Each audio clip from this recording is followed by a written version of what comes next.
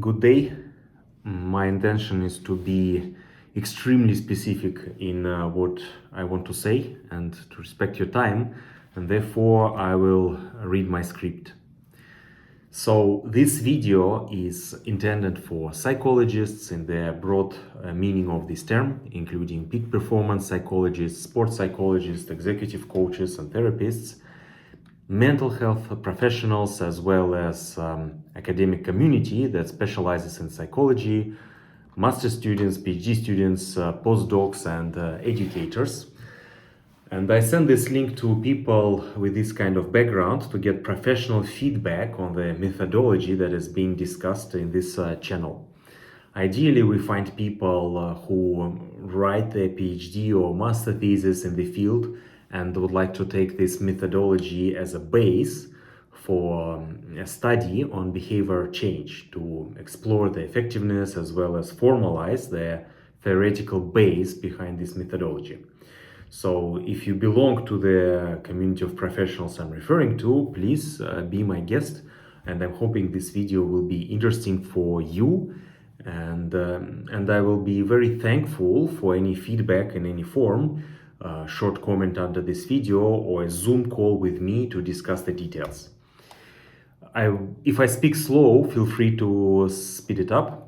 And I will speak in the first person, will use I, because the methodology describes the way I currently use the tool myself. This talk will be very formal and not in any entertaining style. And I understand this talk is dense with information and arguments.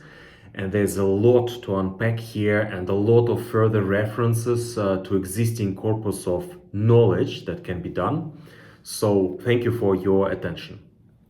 First, I will outline the core elements of the methodology, and then I will show the differentiators from what else exists. And finally, I will add the arguments for the methodology that is being discussed here.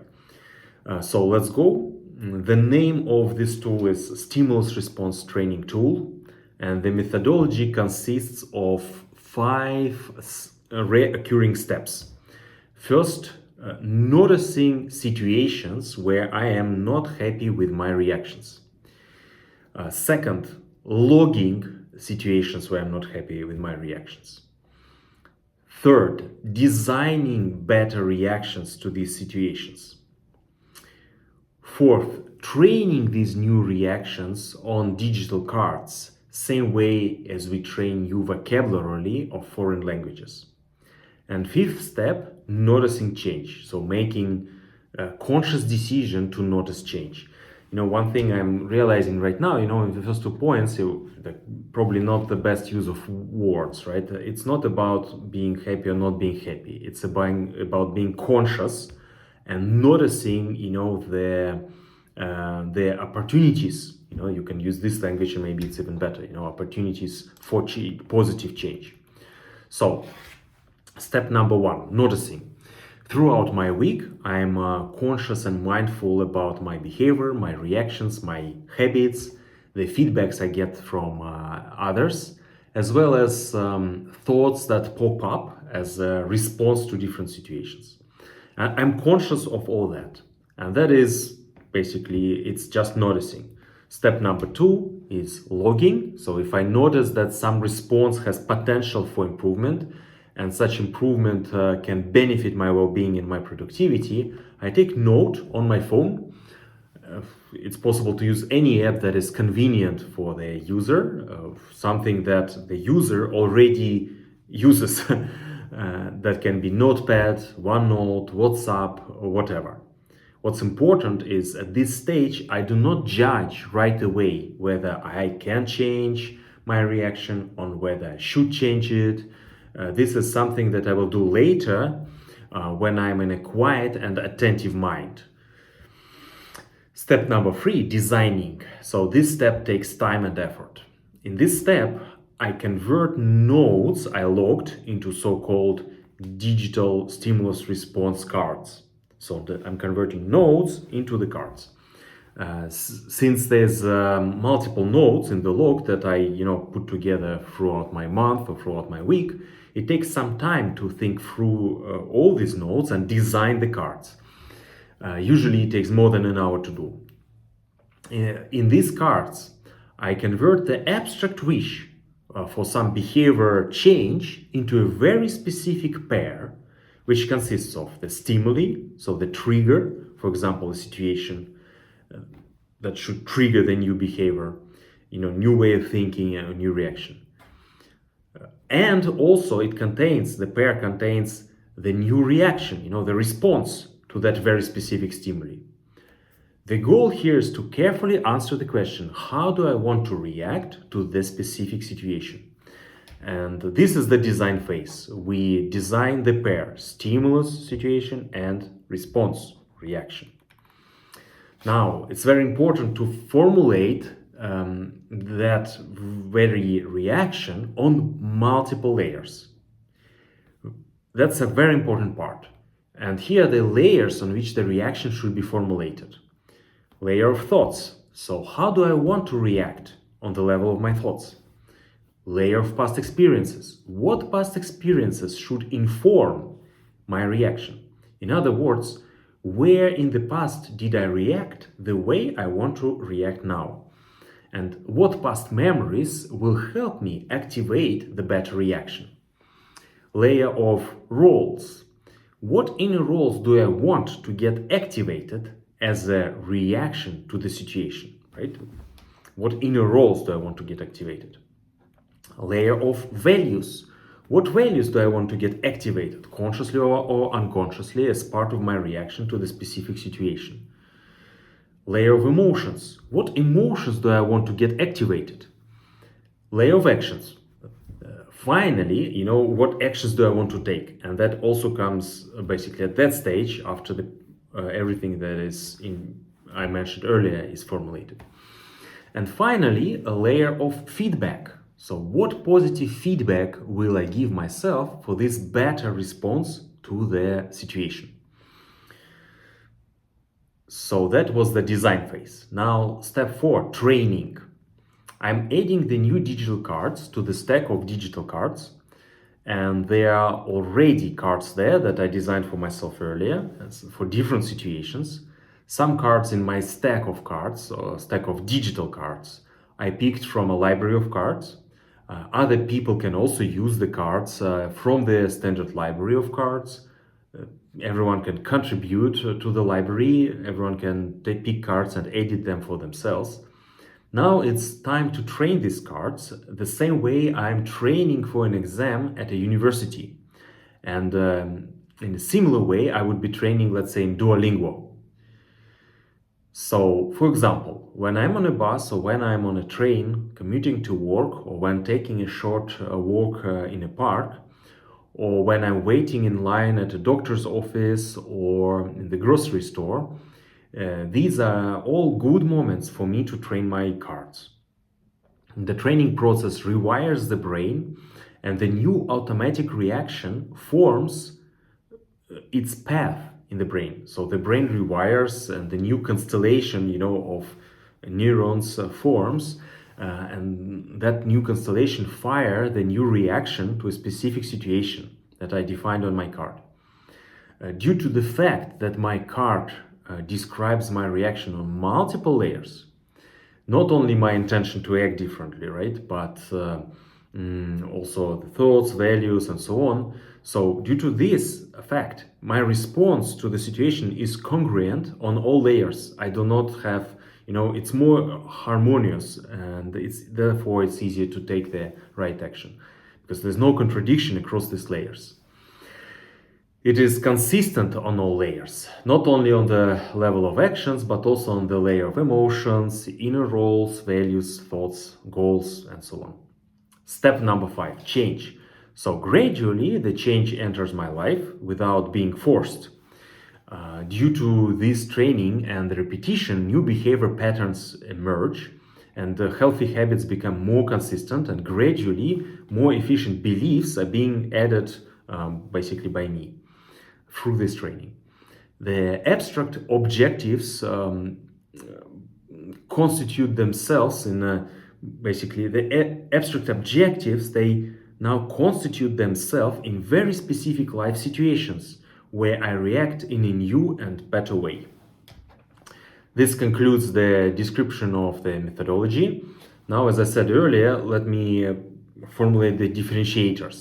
And there's a separate video on that with more details here, just naming them quickly.